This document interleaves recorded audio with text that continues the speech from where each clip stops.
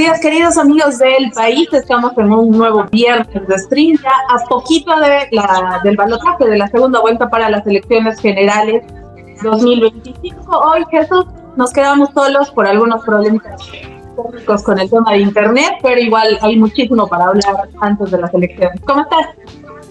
¿Cómo estás, Viole? Sí, hoy tenemos un mano a mano, pero es un día importante, ¿no? Último viernes antes de elecciones, unas elecciones clave que van a marcar, digamos, un cambio de ciclo en cualquier caso, ¿no? O sea, tanto si gana uno como si gana otro. Han sido 20 años seguidos de gobiernos del MAS con el incidente de 2020, pero bueno, ahora parece que todo va a cambiar, ¿no? Así es, estamos ya, bueno, el cronograma avanza con normalidad, han llegado todas ya las misiones internacionales, está todo confirmado, se espera que, como es habitual, las mesas se abran a las 8 de la mañana, cierren a las 4, y a diferencia de la primera vuelta, que ha sido a las 9 de la noche, hemos tenido los resultados preliminares, ahora a las 8 se espera ya tener por más del 90% del cómputo en la transmisión rápida.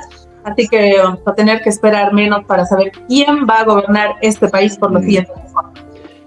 Claro, con seguridad se nos va a hacer larga la espera, de hecho hasta las 8 de la tarde, ¿no? Porque a las 4 cierran las ánforas, solo hay que votar tu paz, no hay nada más que contar, con lo cual, aunque empiecen 4:30, a las 5 está todo contado, se envía el mensajito y se despacha el acta y tal, y bueno, pues hasta las 8 en principio no se pueden dar datos tampoco, ¿no? Podremos comentar un poco cómo ha ido la jornada, pero tampoco se pueden dar datos porque no son oficiales tampoco, ¿no?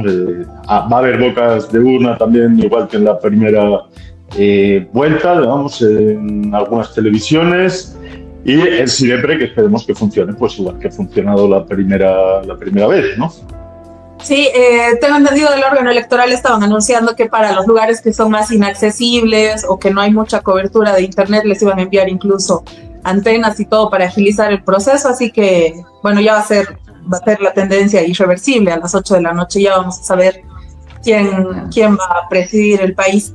Después, lo que avanza luego es la transición de mando, que termina el sábado 8 de noviembre con la posesión del nuevo presidente y vicepresidente en la Asamblea Plurinacional, en la sede de gobierno. Justo lo que estábamos revisando antes del programa, después de que se conocen los resultados, ya el 28 se dan los datos finales al 100%, y el miércoles 5 de noviembre ya el Tribunal Electoral entrega las credenciales a las nuevas autoridades y bueno, se alista todo para la posesión del 8. Sí, todavía unos días de espera, ¿no? Qué largo es esto, ¿no? Desde que se inscribieron candidaturas el 18 de abril hasta ahora, todavía seguimos sin presidente y demasiada incertidumbre, ¿no? Pero bueno, se han acabado las campañas. En principio hay un silencio electoral que me está pareciendo más silencioso que lo que fue en la primera vuelta, ¿no? A ver, recordarás que fue un tiempo en el que en redes se hizo muchísimo ruido porque había mucho voto moviéndose, tanto por el lado más popular como por el lado de esa pelea que tuvieron Tuto y Samuel, y bueno, pues fueron días bastante fuertes. Esta vez yo lo estoy sintiendo un poco más tranquilo, no sé vos cómo lo estás percibiendo. Sí, muchísimo más, o sea, y era porque eran también más los candidatos, ¿no? Circulaba, o sea, de todos los partidos también, sobre todo en redes sociales. Ahora, lo que yo sí siento es que puede haber el silencio electoral en los medios. En las redes circula menos que antes, pero igual circula, pero de todas formas el clima es total, digamos. O sea, te encuentras con alguien en la calle, con algún conocido, y creo que lo primero que te preguntan es ¿por quién vas a votar? Entonces, el tema está en la agenda permanente de la gente, y bueno, ya falta poquitito, ya el domingo. Sí, ¿no? El tema está en boca de todos, y bueno, vamos a ver qué es lo que pasa, ¿no? Ya saben que en este silencio electoral lo que no se puede hacer es pedir el voto ni para uno, o sea, los candidatos no pueden pedir, ni nadie puede pedir voto para ellos, pero sí se puede hablar de política, digamos, ¿no? Así que bueno, es una elección muy importante. Yo creo que las campañas han sido bastante claras, tanto de uno como de otro, lo que están pidiendo y lo que están proponiendo. Hay muchos que dicen que ya está esto más que definido. No lo sé, ¿no? Al final Tuto pelea con su propio techo de cristal, ¿no? Si supera los 2,8 millones de votos, si los llegara a superar, o si hay mucha abstención y nulo, pues bueno, puede haber, digamos, ahí algunas sorpresas. Todo puede pasar, ¿no? En Bolivia nada está, de hecho, hasta que no está dicho, y en la primera vuelta así ha sido, ¿no? Se daba por hecho que ganaba Samuel Doria Medina en la primera, que entraba de primero en la primera vuelta y había que ver con quién, seguramente con Tuto, y al final acabó quedándose fuera, ¿no? Sí, yo creo que, bueno, si es que se va confirmando más o menos este panorama, lo que queda claro es que las encuestas hay que tocarlas con pinzas. O sea, la verdad yo soy bastante escéptica. Creo que hay otros que encuentran, ¿no? Sí te pueden dar algún lineamiento, la foto del momento que se dice, ¿no? Que cambia desde una fecha hasta el día de las elecciones. Pero lo que sí he notado en las últimas 2 encuestas que se han presentado es que baja considerablemente el número de tanto de indecisos, de los nulos y de los blancos. Entonces, todo ese grupo de gente, digamos, que en la primera vuelta ha votado nulo, blanco o estaba indeciso, y al final recién ahora ya han tomado más o menos partido por uno o por otro. Sí, es curioso, ¿no? Porque este fenómeno es curioso, digamos, ¿no? Porque que haya más voto nulo o blanco en la primera vuelta que en la segunda es un fenómeno para estudiar, ¿no? Porque, hombre, normalmente tú tienes tu favorito, luego se quedan dos y, pues bueno, si no es el tuyo, pues lo normal, ¿no? Es irse hacia una abstención, ¿no? Si es que te da igual, o incluso considerar que el proceso está viciado. Tal. Es más común que crezca el voto nulo y el voto blanco en la segunda vuelta que en la primera. Pero parece que no va a ser así, en este caso, pues porque Evo Morales hizo una campaña fuerte en la primera vuelta por el voto nulo y no la está haciendo en esta segunda, ¿no? Su batalla fue la anterior y ahora mismo pues, guarda medios silencio, que no quiere decir que sus votantes al final no vuelvan a votar nulo, ¿no? Eso también habrá que ver. Sí, habrá que ver. Otra cosa que ha pasado, bueno, ya que hemos entrado a este silencio electoral, pero podemos hablar un poquitito de cómo ha sido alguna vez lo hablábamos incluso con el vocal Gustavo Ávila, ¿no? Una vez que pasen estas elecciones va a ser un momento para pensar qué mejorar en las futuras elecciones, ya sea desde los debates, el calendario. Por ejemplo, esto que decíamos, se nos ha hecho eterna esta segunda vuelta, o sea, la campaña ha sido demasiado larga, la gente está agotada mentalmente, tal vez reducir esos plazos, y bueno, va a ser un trabajo que probablemente ya lo tenga que hacer una nueva sala plena del Tribunal Supremo Electoral, porque ya cumple su mandato a fin de año. Sí. Toda la ley electoral es prácticamente analógica y tienen en cuenta una Bolivia de cuando se iba a caballo, digamos, ¿no? O sea, es algo muy obsoleto, digamos, desde el hecho de inscribir candidaturas 3 meses antes de que empiece la campaña, digamos, y que luego haya un proceso de depuración, que es algo que no debería existir de esa manera, ¿no? O sea, al final el proceso de exposición pública debería ser de otra manera. Todo lo que ya hablamos en la primera vuelta, sobre todo con Jaime Dunn, ¿no? Que se queda fuera por unas deudas administrativas que efectivamente ha pagado, pero no ha salido el papel, mientras que otros candidatos han llegado hasta la final, digamos, teniendo todos los bienes anotados. Es algo que no tiene ningún tipo de sentido, ¿no? O sea, es algo que es raro de por sí, o todo lo que pasó, digamos, en relación a Evo Morales y la interpretación antojadiza del Tribunal Constitucional sobre su veto, y no solo a él, sino a cualquier partido que iba a tener alguna posibilidad de cederle las islas a sus acólitos, ¿no? O sea, esas cosas hay que cambiar. El plazo de campaña es de por sí ya es largo, porque en el resto de países con 15 días de campaña oficial ya es más que suficiente. Los 5 días estos hasta que se vota del silencio electoral es algo absolutamente obsoleto, digamos, no tiene mucho sentido, y todavía seguir esperando hasta el cambio de mandato y tal, la transición y todas estas cosas formales, pues bueno. En fin, Yoli.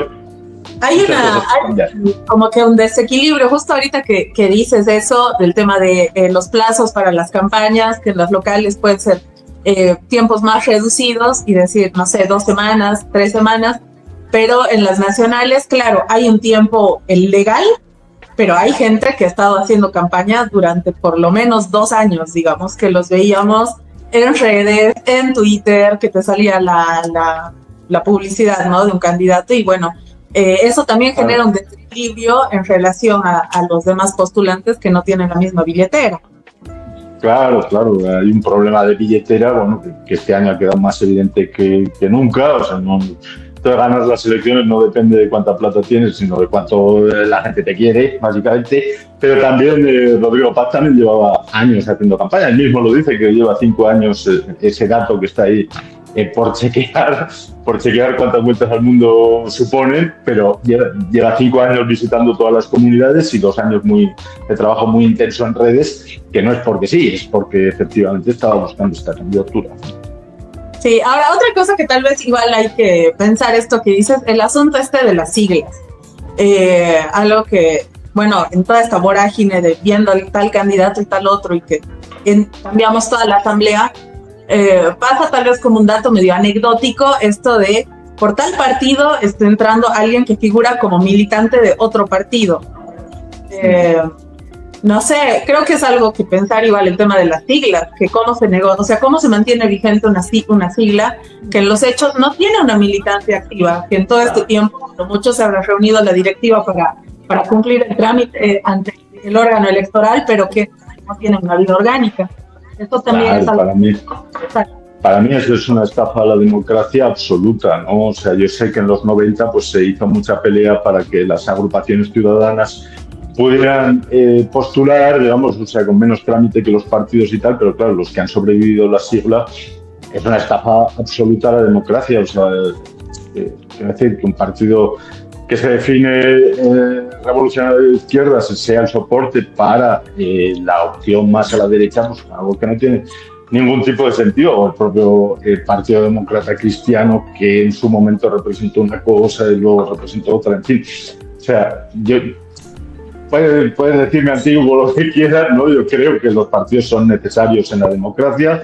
Creo que hace falta financiación pública para que los partidos puedan precisamente, o sea, que la gente pueda interpretar pelear por sus ideas dentro de los partidos sin depender de la billetera de un millonario o de la corrupción en determinadas instituciones que al final son los que pagan el aparato, ¿no? Creo que hace falta que haya partidos para poder desarrollarse políticamente y defender planteamientos más allá de lo que diga el jefe, ¿no? Que es lo que está pasando en estos momentos. Y bueno, y en esa libertad pues poder postular. Evidentemente, si alguien cree que tiene los votos, tiene que tener el derecho también a participar, ¿no? Que es lo que se estaba quedando fuera de Jaime Dún. El propio capitán Lara tenía un proyecto de país y no estaba encontrando sigla porque al final son un negocio, las alquilan, en fin, esas son otras cosas de las que veremos cuando rinden cuentas los partidos de lo que han gastado en el Tribunal Electoral, que es algo que luego pasa de largo y no lo tenemos en cuenta, ¿no? Sí, tal vez dando algún ejemplo, porque digo, muchas veces a la gente este planteamiento le puede parecer un poco abstracto, ¿no? De decir si el Estado tiene que pagar las campañas o tiene que ayudar a financiar a los partidos, pero si nos fijamos un poquito qué es lo que está pasando aquí al lado en Argentina, están a poquito ya de sus elecciones de medio término para renovar su asamblea, y uno de los candidatos del oficialismo, ¿no? José Luis Espert del Partido de la Libertad Avanza, ha tenido que renunciar sin dar tiempo ni siquiera que se cambie la foto en la papeleta, porque han descubierto un financiamiento en la campaña anterior de $200,000 por una persona que está con procesos por narcotráfico en Estados Unidos. Entonces, claro, muchas veces en su discurso se daba, el Estado no tiene que financiar a ningún partido, que cada uno consiga financiamiento privado, y si la gente cree en sus ideas, la gente los va a apoyar o los va a financiar, pero en los hechos puede financiar cualquier delincuente, digamos.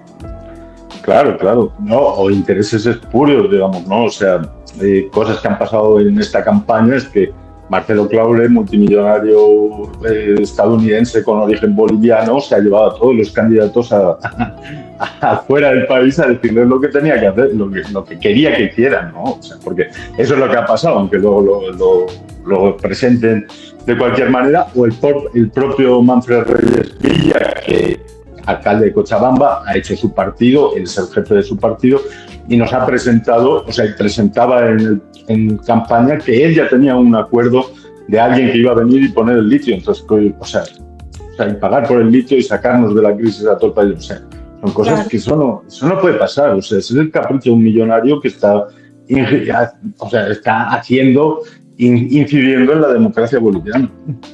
Sí, igual de todas formas, esto me recuerda algo que decías hace un ratito.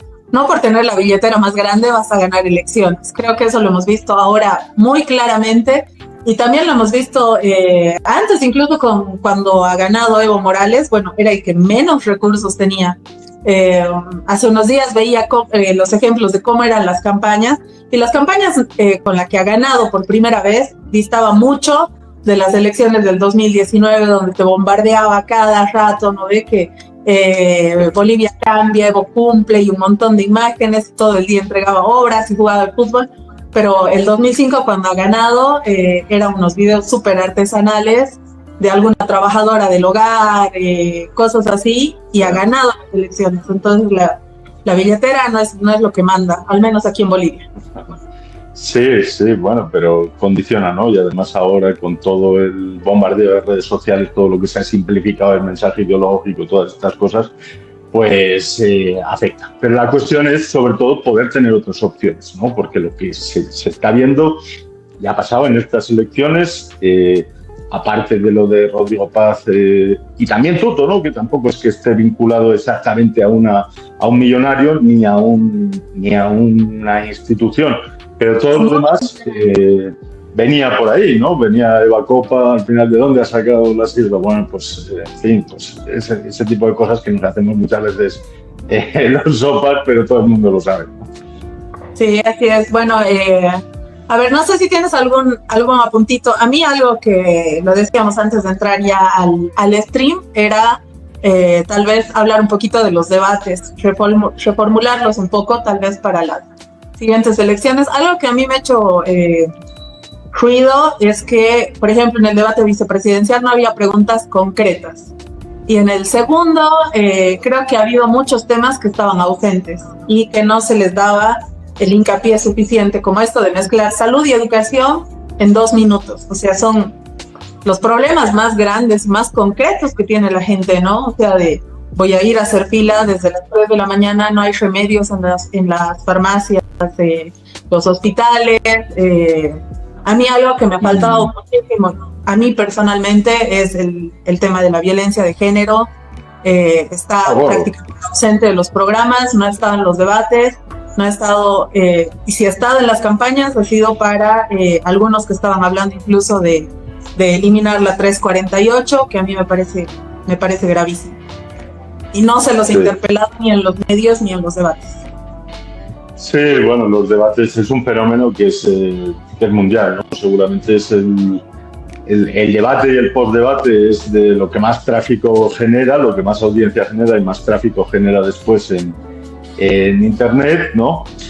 Pero a nadie le acaba de gustar, porque bueno, lo de qué es para ver propuestas, pues bueno, ahí están es lo que les vengo repitiendo todos los viernes, ¿no? Ahí están los programas electorales colgados y bueno, la gente pues no es que sea la nota más leída ni los textos más descargados en la historia de Bolivia, ¿no? Están ahí los programas electorales.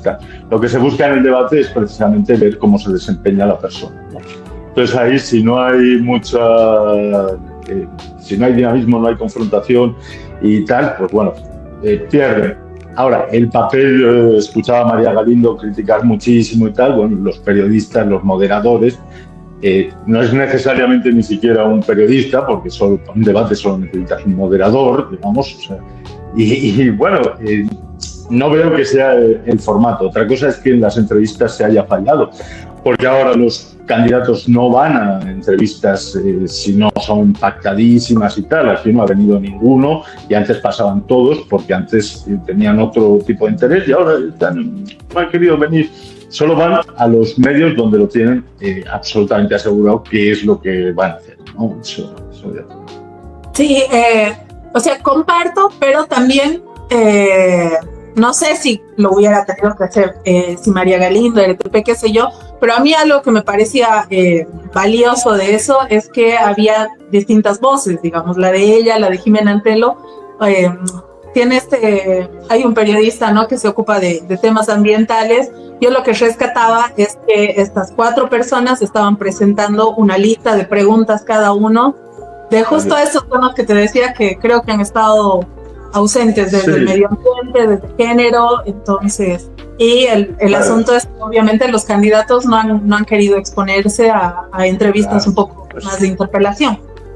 O sea, está bien, yo he visto el debate, no lo he entendido, o sea, he visto la polémica en los medios, no lo he entendido demasiado porque al final un debate es un debate y una entrevista es una entrevista. En los debates, pues, para que debatan los candidatos se pactan las normas, se pactan los temas, a lo mejor pues alguien debía haber introducido otros temas, está bien, pero un debate no es una entrevista, ¿no? Entonces yo esa peleita que he visto entre también muchos medios y muchos periodistas de querer figurar y querer aparecer, al final no sé cuantísimos periodistas han participado del debate para decir, bueno, se acabó el tiempo. Quiero decir, no es algo que sea algo para estudiar, ¿no? O sea, es algo que repensarla también.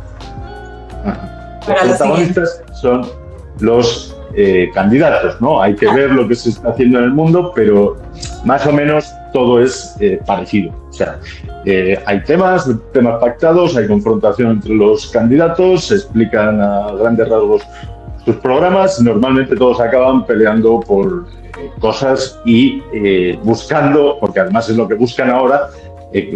A mí me hablaba de lo de los haitianos comiendo perros, que fue el tema de debate después del debate de Estados Unidos, ¿no? O sea, quiero decir que fue una locura, claro, ¿no? Lo que buscan es clipear, material clipeable, ¿no? Claro, decía, si tiene que haber tal vez periodistas, tendría que ser un rol más que el cronometrar, digamos, y decir tiempo. Ahí se ha visto, por ejemplo, que podían hacer este fact-checking, digamos, de si daban algún dato falso. Aquí lo ha hecho, creo que Bolivia Verifica, después del debate, ya que mencionabas esto de los 230,000 kilómetros o cuántas madres mueren en el hospital, ese tipo de cosas. No, o sea, igual que lo de los 230,000 kilómetros habría que verificar, lo que llevamos días hablando de esto, ¿no? Porque no cuadra. Lo de que Tuto vive en Bolivia, que se lo ha encarado muchas veces Rodrigo Paz, pues también hay que verificarlo, porque al final, ¿dónde vives? ¿Dónde pagas impuestos? ¿Pagas impuestos aquí o dónde factura Tuto? ¿No? Esa es la clave. Pero bueno, son temitas que, claro, a veces son temas que en vivo, con la opacidad en la información que hay en Bolivia, pues no se pueden verificar. Así es. Bueno, de todas formas, Jesús, es importante decirle a la gente que vamos a estar informando durante todo el fin de semana, sobre todo el domingo, sobre lo que va a pasar en esta jornada de elecciones, y el lunes igual vamos a estar para analizar los resultados y hablar del futuro gobierno. Sí, tenemos despliegue con Plus TLT el domingo, tendremos streaming el lunes. Y todo el despliegue en redes y en la web, ¿no? Donde estará toda la información al instante. Así es. Bueno, obviamente el tema son las elecciones para toda la gente, pero no es lo único que ha marcado agenda. Probablemente uno de los temas más penosos, diría yo, relevantes, pero a la vez penosos, y que ya está en toda la prensa internacional, es lo que ha pasado ya. Bueno, es cómo avanza el proceso contra el hijo mayor del presidente Luis Arce. Estamos hablando de Marcelo Arce Mosqueira, que ayer ya ha sido aprehendido por este proceso por violencia familiar que se ha presentado el mes anterior, y que, bueno, había la orden de aprehensión que no se ejecutaba, y ayer ya cerca de las 6 de la tarde más o menos se ha confirmado su aprehensión, no porque la policía lo haya capturado, sino porque él mismo se ha presentado con sus abogados. Este es el tema. en la Fiscalía de Género, luego ha sido, bueno, ha firmado la formalidad, luego ha sido trasladado a la FELCB para, bueno, para dar algunas declaraciones y ahora está pendiente de que se fije su audiencia de medidas cautelares. Él ya ha sido imputado y la Fiscalía está pidiendo su detención preventiva por 180 días.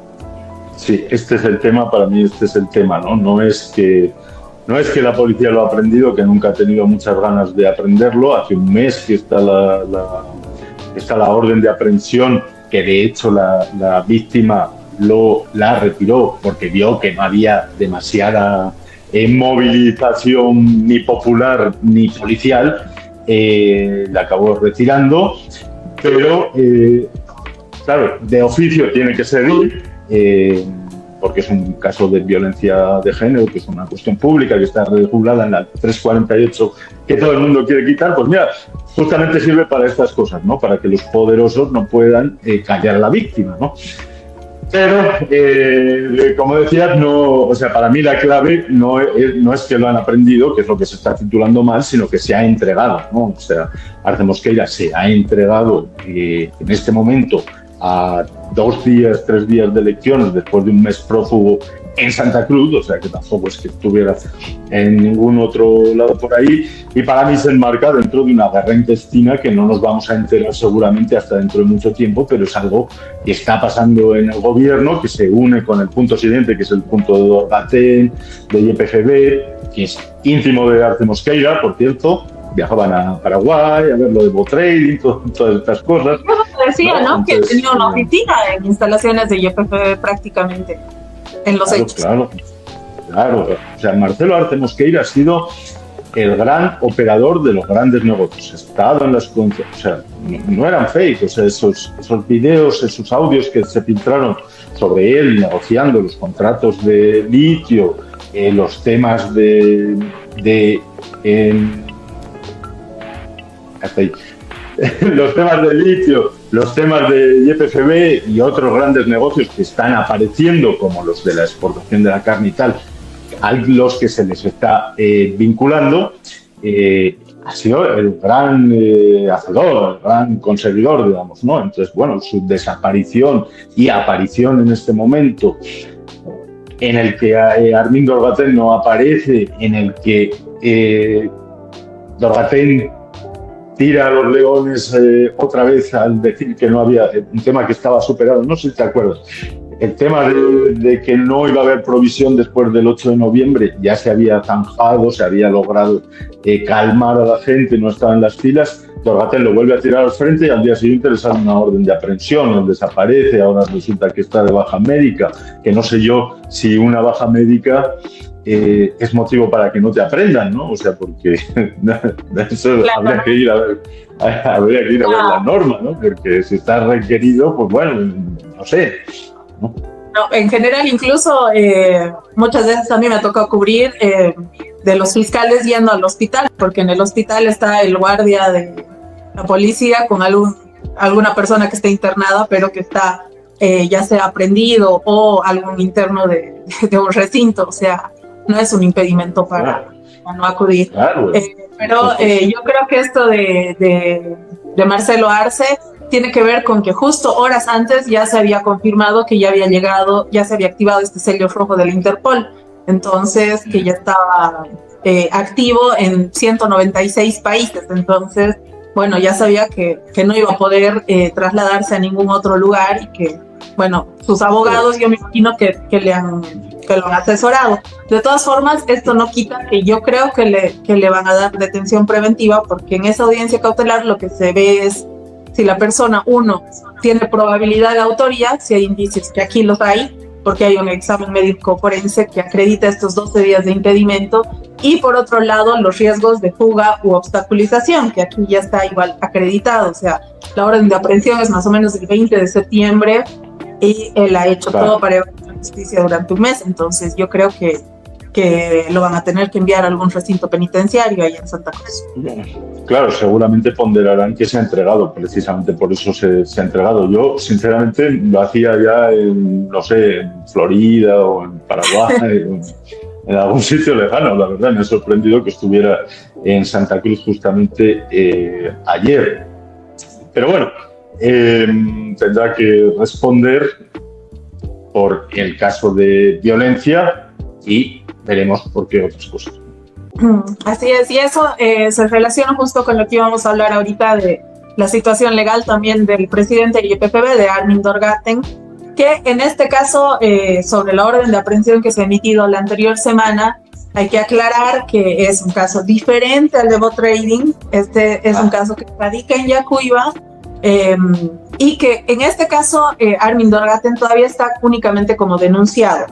En el caso del hijo del presidente, él ya está imputado. Armin Dorgaten ahorita está denunciado y la orden de aprehensión se ha dado porque él no se habría presentado a declarar cuando se lo ha convocado. Entonces, como hay esta renuencia, digamos, a participar, bueno, se emite la orden de aprehensión para que se presente ante la comisión de fiscales. Pero de todas formas es un bochorno. O sea, tenemos fiscales de Yacuiba que tienen que estar yendo a tomar declaración a la presidenta de la aduana, al gerente de la ANH, luego ir a hacer más citaciones a Santa Cruz, igual a las oficinas de YPFB, o sea, y todo en medio de una crisis donde tienes a la gente haciendo filas por horas por un par de litros de combustible. Claro, claro. O sea, aquí el problema es la gente que está en las filas, ¿no? Pero hay algo político de fondo porque, como te digo, el tema estaba prácticamente resuelto, el tema de las filas, ¿no? O sea, el Banco Central de Bolivia ha dicho que había 3.000 millones de dólares de nuevo en las reservas, que es una cantidad más que suficiente. La balanza comercial estaba mejorando, el precio del petróleo está más bajo hoy de lo que estaba hace 2 meses cuando estaba Israel tirando bombas hacia Irán y todas estas cosas, ¿no? Entonces, no es que esté ni más caro ni nada, y la provisión tampoco esa excusa típica de que el mar estaba zozobra y tal. O sea, no había nada objetivo para que esto pasara. Lo que pasó fueron las declaraciones de Armin Dorgaten diciendo que había riesgo. Otra vez, la gente saltó. Al día siguiente le salió su orden de aprehensión. No sé si fue aquí un ajuste de cuentas, lo que sea, que es por otro caso que nadie tenía en el radar, que es por contrabando. Es una cosa medio extraña, que además la jefa de la aduana le protege, en fin, una cosa muy extraña que para mí se enmarca dentro de una pelea más profunda dentro del gabinete, de este gabinete en descomposición, en el que todo el mundo está buscando cómo salir de esto, ¿no? O sea, básicamente. Sí, bueno, y también se ha agravado la situación cuando el mismo ministro de Hidrocarburos dice que evidentemente no hay ni siquiera una semana de reservas para combustible, o sea que están prácticamente al día, que gasolina hay para 3 días y que diésel es día a día. Entonces, claro, obviamente que la gente entra en pánico y aunque tenga medio tanque, va a ir a hacer fila porque no se sabe qué es lo que va a pasar después. Claro, pero para mí son declaraciones alarmistas hechas a propósito. No sé si me explico. O sea, no sé si para beneficiar a algún candidato o qué, pero ese tema, o sea, así funciona, digamos, ¿no? O sea, tampoco es que nadie tiene garantía de suministro de combustible para 3 meses. Bueno, Estados Unidos a lo mejor, ¿no? O sea, es algo que es una dinámica que así funciona, ¿no? De 3 días o lo que sea. Pero, bueno, así estamos y así está la gente. Ya saben que algunos están atribuyendo el desbloqueo, no vamos a hablar de eso, ya es entrar en política. Pero bueno, esperemos que se calme la situación y que todo vaya normal ahora, en estas semanas y después del 8 de noviembre. Así es. Ya que estamos hablando de las autoridades que se van, también se van los diputados, los senadores, que parece que esta semana se han acordado, ¿no? De ir a sesionar, de aprobar leyes, y no hemos visto, con menos bochornos de los que hemos visto en los últimos meses, sí. Pero esta semana ya han aprobado la ley de diferimiento de créditos, la ley de indulto para los privados de libertad, el Día del Hombre, y bueno, se preparan ya para que la próxima semana haya una votación para ver si se elige o no al nuevo Contralor del Estado. Sí. Bueno, leía que era la 11ª sesión que presidía, o sea, sesión de asamblea con David Choquehuanca y tal, 11 sesiones en un año, ¿no? De asamblea, claro, ha habido de diputados, ha habido de senado, pero bueno, en fin, parece que bastante poco. De los temas, bueno, sí es verdad que hay algunos más o menos relevantes, aunque la ley de diferimiento la han tirado para atrás otra vez el Senado por algunos detalles, con lo cual hay que seguir trabajando. La polémica es sobre todo qué pasa con el contralor, ¿no? Al final, ¿quién es el contralor? El contralor, básicamente, es el que tiene que mirar los procesos internos y cómo se ha ido gestionando, digamos, el dinero durante todo este tiempo, ¿no? Entonces, claro, ¿qué pasa? Que el MAS se ha dividido mucho, pero sigue teniendo una gran mayoría y cuando ha hecho falta se han reunido, ¿no? El fiscal Mariaca lo votaron todos, ¿no? Votaron todos, ¿no? O sea, no hubo ahí artistas, evistas, androniquistas, ni nadie, ¿no? Así que bueno... el defensor del pueblo también. El defensor del pueblo también, ¿no? Fue un poco antes, pero bueno, antes de la ruptura total, pero lo de Mariaca es clarito y esto, pues claro, el temor es precisamente que pase lo mismo.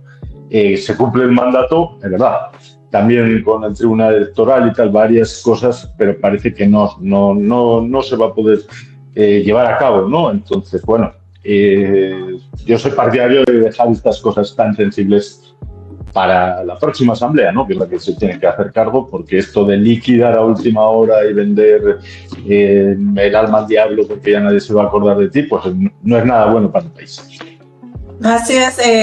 Sí, ahora algo que me llamaba la atención es esto que hemos abordado un montón en el país, el tema de los créditos, esta arista de la economía que le toca más a la gente, más que hablar de, no sé, de los contratos de litio, de si hay marejadas para que llegue el combustible, pero algo que escuchaba ayer mencionar al ministro de Economía era que en el Senado se le había cambiado el sentido y que antes este diferimiento que iba a aplicar a todos los que tengan cierto tipo de créditos menores, de emprendimientos pequeños, esas cosas, únicamente ahora se va a aplicar a quienes estén en mora. Entonces se reducía a algo de 40,000 personas las que iban a poder gozar de este beneficio, que era un universo mucho menor al que se había planteado al principio. Y el argumento del otro lado es que se pone en riesgo a la banca. La banca ha ganado el año pasado 36-37% más que el 2023. O sea, no es precisamente un sector vulnerable, digamos. Sí, no, bueno, este tipo de planteamiento siempre, cuando se regula contra la banca, parece que la banca seamos todos, ¿no? Al final, claro, somos todos, pero claro, aportas, ganan y luego, pues lo que es el retorno hacia el ciudadano siempre ha sido bastante escaso. O sea, esto de quitar el beneficio que era para todos, reprogramarlo solo para los que ya han entrado en mora, pues eso es algo que la banca ya hace, ¿no? O sea, porque ellos, sus números para sus calificaciones precisamente es tener una cartera de mora menor, entonces ya reprograman y hacen todas las cosas, ¿no? Entonces el beneficio pues es prácticamente nulo, ¿no? O sea, para la gente común que necesita bicicletear su negocio para poder salir adelante en estos momentos en los que está complicado. Claro, tampoco hay que engañarse, ¿no? O sea, hay negocios que no van y que, bueno, no podemos estar bicicleteando hasta el infinito, ¿no? O sea, son responsabilidades que hay que asumir. Al final, el tema financiero siempre es complicado, pero ya sabes lo que se dice, que la banca siempre gana. Siempre. Bueno, no solo se dice, es lo que pasa también, ¿no? Pero algo que me llamaba la atención, que ayer lo escuchaba precisamente al presidente del Senado, Andrónico Rodríguez, mencionar que se debería sancionar a quienes no trabajan, a los parlamentarios que faltan, y me hacía recuerdo a que cuando él estaba en campaña, o sea, él no ha ido a sesiones por meses. La vicepresidenta Gladys Alarcón lo ha reemplazado en un montón de sesiones mientras él estaba viajando por todo el país haciendo campaña o en el exterior. Entonces me parece que hay que tener también un poquito de sangre en la cara, ¿no? Para reclamar esto. Bueno, creo que pidió alguna licencia, ¿no? Pero bueno. Veremos. En principio, hasta el 6-7 ya va a haber nueva directiva, nuevos asambleístas, tienen mucho trabajo por delante. Esperemos que reine el pacto de Estado, ¿no? O sea, en lo económico, en lo social y tal, y que bueno, que las consignas extremas de la campaña, que siempre suelen ser de máximos, pues entren en posiciones más razonables, que al final es lo que necesita el Estado. Sí, yo lo que espero es por lo menos no ver los puñetazos, las jaladas de pelo, echarle agua o ver a quien sea vicepresidente debajo de un paraguas, porque le tiran agua y flores y de todo. Sí, a ver, no sé si no estamos pidiendo demasiado, pero bueno, yo he visto una parte del debate del Día del Hombre y la verdad que te entran ganas de llorar, porque, o sea, tiene su sentido lo del Día del Hombre precisamente para hablar, digamos, de nuevas masculinidades, de compartir, en fin. Tiene su sentido, ¿no? Pero claro, llevarlo a que nosotros también queremos asueto y que no sé qué, o sea lamentable. Sí, bueno, ya veremos qué es lo que pasa y no sé si tienes algún apuntito más sobre la política nacional o hablamos, para ir cerrando, sobre lo que ha pasado esta semana en Tarija y el tema de la basura.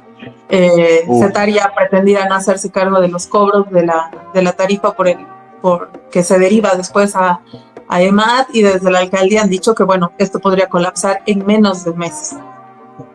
Este tema es muy delicado que tiene un tinte político, pero tiene una complicación logística y económica muy seria, ¿no? O sea, al final falta un convenio que es tan fácil como renovarlo, ¿no? Porque al final, o sea, pero claro, ahí se juntan muchas cosas, ¿no? CETAR se lleva toda la culpa de lo caro que es la factura, pero la factura pues es la mitad es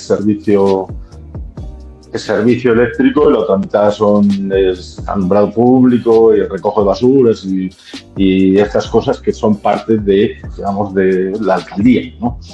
Que de otra forma no podría recaudar, ¿no? O sea, el tema de recojo de basuras, claro, el mecanismo de coacción de que llegan, te cortan la luz y sales corriendo a pagar la factura es pues muy efectivo, porque nadie puede vivir sin luz. Pero buscar otra forma para obligar a cada casa a pagar su urbano, digamos, su recojo de basuras, pues es mucho más difícil, porque al final la bolsa queda ahí, bueno, si alguien se la lleva, claro, nadie le pone el nombre a la basura, nadie sabe de quién es, se queda ahí, alguien la tiene que recoger, ¿no? Entonces, si no se paga, pues bueno, las alternativas son pocas. Es que así funciona en todas partes, o sea, anexa la factura del agua, de la luz, o sea, en todo Bolivia pasa exactamente lo mismo.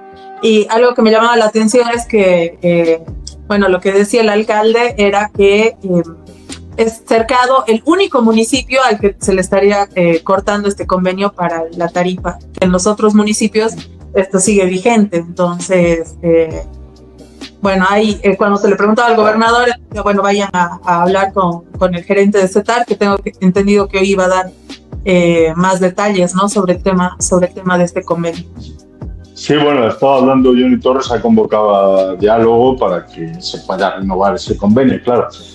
Johnny ha sido el que ha hablado precisamente de política, ¿no? Ha vinculado este tema precisamente a la política nacional y seguramente a la departamental. Al final, Johnny Torres y Óscar Montes pues son dos pesos pesados que representan a dos bloques diferentes, ¿no? Pero que llevan mucho tiempo haciendo política en el departamento y en Tarija en particular. Y bueno, todos tienen aspiraciones de futuro. Ellos en 2021 firmaron una alianza pues absolutamente circunstancial, digamos, no era nada más que unidos y nada más, digamos, porque no compartían programas, no compartían equipos ni nada, lo único que era asegurarse de que el otro no le ponía candidato al otro y tal. Y bueno, pues ha habido pequeñas escaramuzas hasta aquí y esta ya es seria, ¿no? Esta ya representa un choque, ¿no?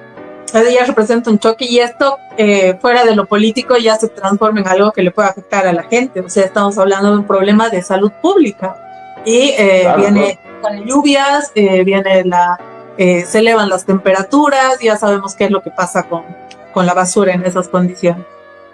Claro, ¿no? Esto es, o sea, el asunto es grave, ¿no? O sea, esto va más allá de la política. O sea, en la política se pueden hacer muchas cosas, pero ampliar un convenio, conteniendo ya toda la infraestructura armada para seguir cobrando este servicio, pues bueno, no le veo yo demasiado mucho mal, ¿no? O sea, pero claro, cuando colapse, pues vamos a ver a quién la gente identifica como responsable de este colapso de la basura. Esperemos que en las siguientes horas se pueda llegar a un nuevo acuerdo, ¿no? Al final es algo que yo creo que le toca a todo el mundo. Y sí, confío en que sí.